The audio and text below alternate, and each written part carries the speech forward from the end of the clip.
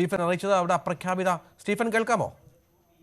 കേൾക്കാം കേൾക്കാം. അപ്രഖ്യാപിത അടിയന്തരാവസ്ഥയുടെ ഒരു സാഹചര്യമാണോ സ്റ്റീഫൻ? എന്താണ് അവിടെ സംഭവിക്കുന്നത്? അതെ, ഇവിടെ എല്ലാം ഒരു അടിയന്തരാവസ്ഥ പോലെ തന്നെയാണ് ഇപ്പോൾ അനൗൺസ് ചെയ്തിരിക്കുന്നത്. എല്ലാം അതായത് ഓഫീസുകളെല്ലാം ക്ലോസ് ചെയ്തിട്ടുണ്ട്. ഇവിടുത്തെ ബാക്കിയെല്ലാം ഏകദേശം താൽക്കാലികമായി നിർത്തലാക്കിയിട്ടുണ്ട്. IDF-ന്റെ ഇത് വന്നിട്ടുണ്ട്. രാവിലെ തന്നെ അതിന്റെ അപ്ഡേഷൻ വന്നിട്ടുണ്ടായിരുന്നു. എന്താ അവർ അറിയിച്ചിരിക്കുന്നത്? എന്താണ്?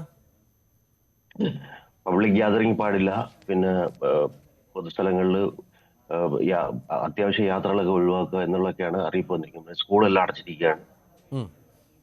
ഇന്ന് പ്രവൃത്തി ദിവസമായിരുന്നു അല്ലേ? അതെ, ഇന്ന് വർക്കിംഗ് ഡേ ആയിരുന്നു. സ്റ്റാർട്ട് ചെയ്യേണ്ടതാണ്. കാര്യം ഇന്നലെ ഇവരുടെ ഇതായിരുന്നല്ലോ, ഷബാത്ത് ഹോളിഡേ ആയിരുന്നു. ഇന്ന് വർക്കിംഗ് ഡേ സ്റ്റാർട്ട് ആവേണ്ടതായിരുന്നു. അപ്പൊ ഇന്നെല്ലാം സ്റ്റോപ്പ് ചെയ്തിട്ടുണ്ട്. സ്കൂളുകളും ഓഫീസുകളും അവധിയാണോ? അതെ, സ്കൂളുകളും ഓഫീസും എല്ലാം അവധിയാണ്. അതായത് ജനങ്ങൾക്ക് തൽക്കാലത്തേക്ക് ആരും പുറത്തിറങ്ങേണ്ട എന്നുള്ള നിർദ്ദേശമാണ് പൂർണ്ണമായും അല്ലേ? അതെ അതെ.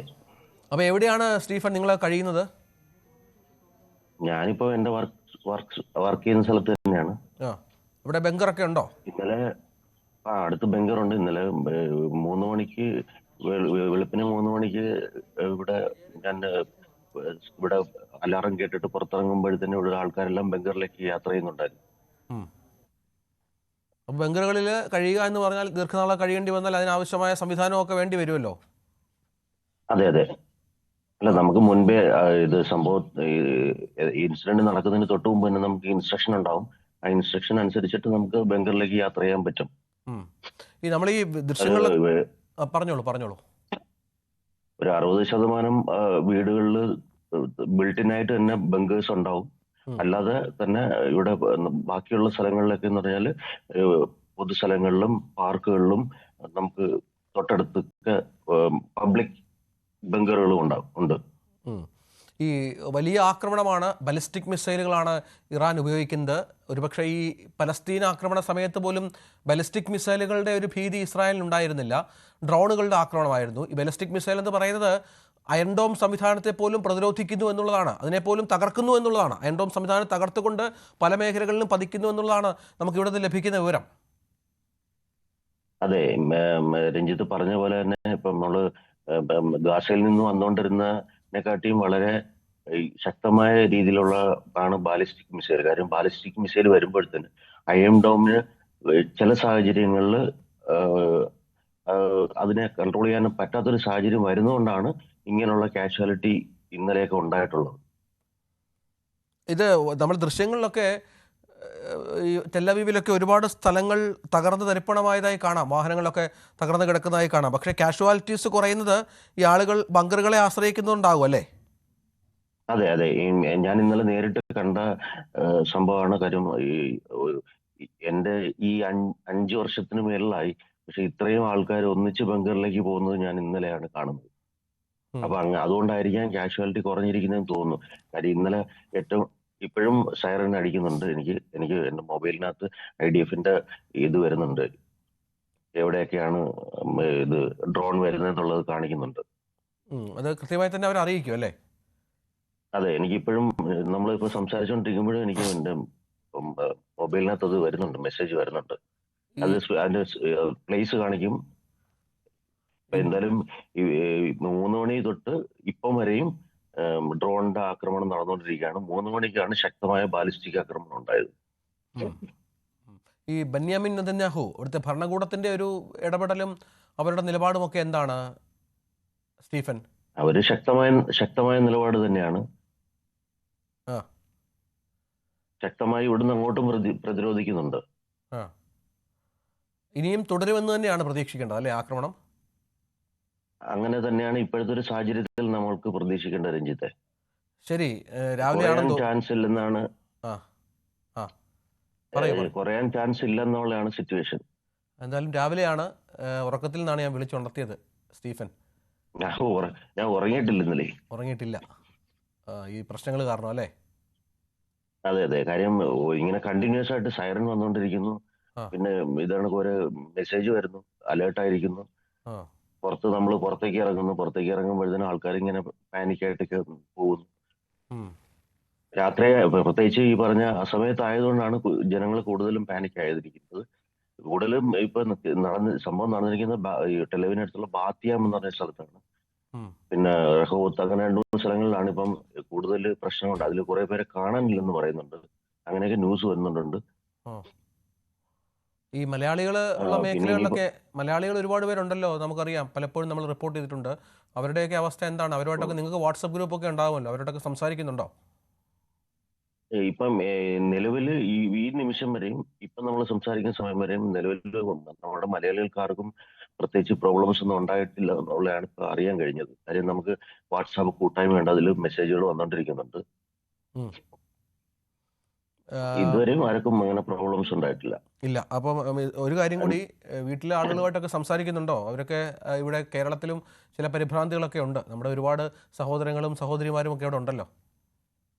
അതെ അതെ, ഇവിടെ ഈ അടുത്ത സമയത്താണ് കൂടുതലും മലയാളികൾ ഇവിടെ ഒരുപാട് ജോലികൾക്ക് വന്നിട്ടുണ്ട്. ഉം. ഇസ്രായേൽ എന്ന ഒരുപാട് രാജ്യം ജോലികൾക്ക് ഇപ്പം മലയാളികൾ ഒരുപാട് പേര് ഇവിടെ ഇപ്പം വന്നിട്ടുണ്ട് ഈ അടുത്ത സമയത്തെ. വന്നിട്ടുണ്ട് അല്ലേ? ഇത്രയധികം പ്രശ്നം നടന്നിട്ടും വന്നത് ആ രാജ്യത്തോടുള്ള ഒരു ആത്മവിശ്വാസം കൊണ്ടാണ്. അതായത് ഇതിനു മുമ്പ് എന്ന് പറഞ്ഞാൽ ഇവിടെ മറ്റേ കെയർ ഗീവർ സെക്ടറിൽ മാത്രമേ ആൾക്കാർ വന്നിട്ടുണ്ടായിരുന്നുള്ളൂ. ഉം. പക്ഷെ ഈ അടുത്ത സമയത്താണ്, അതായത് ഗാസയുമായിട്ടുള്ള പ്രോബ്ലംസ് ഉണ്ടായ സമയത്താണ് ഉം. ഗാസയിൽ നിന്നുള്ള മൊത്തം ആൾക്കാരെ ഒഴിവാക്കി കഴിഞ്ഞതിന് ശേഷമാണ് കൺസ്ട്രക്ഷൻ, പിന്നെ ബാക്കിയുള്ള ടെക്നിക്കൽ, അതായത് വെൽഡിങ് അങ്ങനെയൊക്കെയുള്ള അങ്ങനെയൊക്കെയുള്ള ഇതിൽ ഒരുപാട് ആൾക്കാർ ഈ അടുത്ത സമയത്ത് വന്നു. അത് ഗാസ യുദ്ധം തുടങ്ങിയതിന് ശേഷം രഞ്ജിത ഭയങ്കരമായിട്ട് എനിക്ക് ഇത് വരുന്നുണ്ട്, മെസ്സേജ് വരുന്നുണ്ട് ഭയങ്കരമായിട്ട്, ആണോ? കണ്ടിന്യൂസ് ആയിട്ട് വരുന്നുണ്ട് ഈ ഡ്രോൺ ആക്രമണത്തിന്റെ. ആ ആ അത് അല്പം ഭീതി ജനിപ്പിക്കുന്ന സാഹചര്യമാണല്ലോ സ്റ്റീഫൻ. അതെ അതെ, ഉം. ഏതായാലും ഇടയ്ക്ക് വിളിക്കാം കേട്ടോ. ആയിക്കോട്ടെ എന്തെങ്കിലും വിവരം ഉണ്ടെങ്കിൽ അപ്ഡേറ്റ് ചെയ്യുക. സുരക്ഷിതമായി ഇരിക്കുക. നാട്ടിലുള്ള തീർച്ചയായിട്ടും. ബന്ധുക്കളുമായി സംസാരിക്കുക. അവരുടെ പരിഭ്രാന്തി കുറയ്ക്കുക. ശരി, നന്ദി സ്റ്റീഫൻ, നന്ദി. സ്റ്റീഫൻ എൻ്റെ ഓക്കെ രഞ്ജിത്ത്. സുഹൃത്ത് കൂടിയാണ്, എൻ്റെ കൂടെ പഠിച്ച ആൾ കൂടിയാണ് സ്റ്റീഫൻ. ഞങ്ങൾ ഒരുമിച്ച് സ്കൂളിൽ പഠിച്ച ആളുകൾ കൂടിയാണ് സ്റ്റീഫൻ. എന്തായാലും സ്റ്റീഫൻ അടക്കം ഒരുപാട് മലയാളികൾ അവിടെ ആശങ്കയിലാണ്. എല്ലാവരും സുരക്ഷിതരായി ഇരിക്കട്ടെ എന്നുകൂടി നമ്മൾ പ്രാർത്ഥിക്കുകയാണ്. മിഥുൻ, ഈ സാഹചര്യം കേട്ടല്ലോ. ഇസ്രായേൽ നേരത്തെ നമുക്കറിയാം ഗസയുമായി അല്ലെങ്കിൽ പലസ്തീനുമായി യുദ്ധത്തിലായിരുന്നു. അതിനേക്കാളും അതിരൂക്ഷമായ സാഹചര്യം ഫേസ് ചെയ്യുകയാണ് അവർ.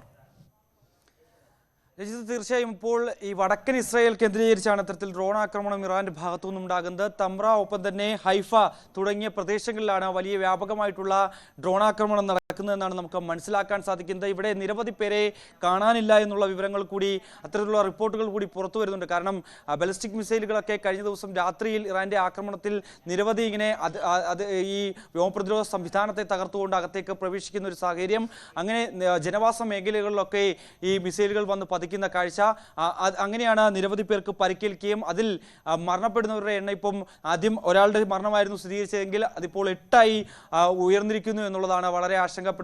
ഇസ്രായേലിനെ സംബന്ധിച്ച് ഇത് വലിയ തിരിച്ചടി തന്നെയാണ്. ഇറാനിൽ നിന്ന് ഇത്രയും വലിയൊരു പ്രതിരോധം അല്ലെങ്കിൽ ഇത്രയും വലിയൊരു പ്രത്യാക്രമണം ഉണ്ടാകുമെന്ന് ഇസ്രായേൽ പോലും കരുതി കാണില്ല. അത്രയും വലിയ വ്യോമ പ്രതിരോധ സംവിധാനങ്ങളൊക്കെ ഉള്ള ഒരു രാജ്യം കൂടിയാണ് ഇസ്രായേൽ. അത്തരത്തിൽ ആ വ്യോമ പ്രതിരോധ സംവിധാനങ്ങൾ തകർത്തുകൊണ്ട് ഇസ്രായേലിന് മേൽ ആക്രമണം നടത്താൻ സാധിക്കുന്നു എന്നുള്ളതാണ് ഏറ്റവും ശ്രദ്ധേയമായിട്ടുള്ള കാര്യം. അങ്ങനെ ടെൽ അവീവിലും ജെറുസലേമിലും ഒപ്പം തന്നെ ഹൈഫയിൽ, തമ്ര അടക്കമുള്ള മേഖലകളിൽ വടക്കൻ ഇസ്രായേൽ കേന്ദ്രീകരിച്ച്, സെൻട്രൽ ഇസ്രായേൽ കേന്ദ്രീകരിച്ചും ഒക്കെ തന്നെയാണ് ഇപ്പോൾ ആക്രമണം ഉണ്ടാകുന്നത്. ഒപ്പം തന്നെ ഇസ്രായേലിന്റെ ഈ സൈനിക കേന്ദ്രങ്ങൾ കൂടി ഇറാൻ ലക്ഷ്യം വെക്കുന്നു എന്നുള്ള രീതിയിലുള്ള വാർത്തകൾ കൂടി ഈ ഒരു ഘട്ടത്തിൽ പുറത്തു വരുന്നുണ്ട്. അങ്ങനെ അടിക്ക് തിരിച്ചടി എന്ന രീതിയിൽ ഇരു രാജ്യങ്ങളും തമ്മിൽ ഇങ്ങനെ മൂർച്ഛിച്ചു വരുന്ന കാഴ്ച കാണാൻ സാധിക്കുന്നു. അങ്ങനെ നിരവധി ആളുകൾക്ക് പരിക്കേൽക്കുന്നു. കഴിഞ്ഞ ദിവസം നടത്തിയ ആക്രമണത്തിലും സമാനമായ സാഹചര്യം ഉണ്ടായിരുന്നു. നിരവധി പേർ കൊല്ലപ്പെടുന്ന സാഹചര്യം, നിരവധി പേർക്ക് വലിയ രീതിയിൽ സാരമായ പരിക്കേൽക്കുന്ന സ്ഥിതിവിശേഷത്തിലേക്ക് കൂടി കാര്യങ്ങൾ പോകുന്നു. അതിനിടെയാണ് ലോകരാജ്യങ്ങളുടെ ഒരു രീതിയിൽ ഇത്തരത്തിൽ ഈ സമാധാനം പുനഃസ്ഥാപിക്കണമെന്ന് ആവശ്യപ്പെട്ടുകൊണ്ട് ഇന്ത്യ അടക്കമുള്ള രാജ്യങ്ങൾ രംഗത്ത് വരുന്നുണ്ടായിരുന്നു. ഇതിന്റെ പശ്ചാത്തലത്തിൽ ഇറാനുമായി യൂറോപ്യൻ യൂണിയൻ ഇത്തരത്തിലൊരു ചർച്ച നടത്തിയിരുന്നു. കാരണം ആ ചർച്ചയിൽ പ്രധാനമായും മുന്നോട്ട് വെച്ചതിൽ ഇറാൻ ചില വിമർശനങ്ങൾ ഉന്നയിച്ചിരുന്നു. അതായത് ഈ ആണവ ഏജൻസികൾ ഇതുമായി ബന്ധപ്പെട്ട് ചില മൗനം തുടരുന്ന സാഹചര്യം, അതിൽ രൂക്ഷമായ ഭാഷയിൽ തന്നെയാണ് ഇത്തരത്തിൽ ഇറാൻ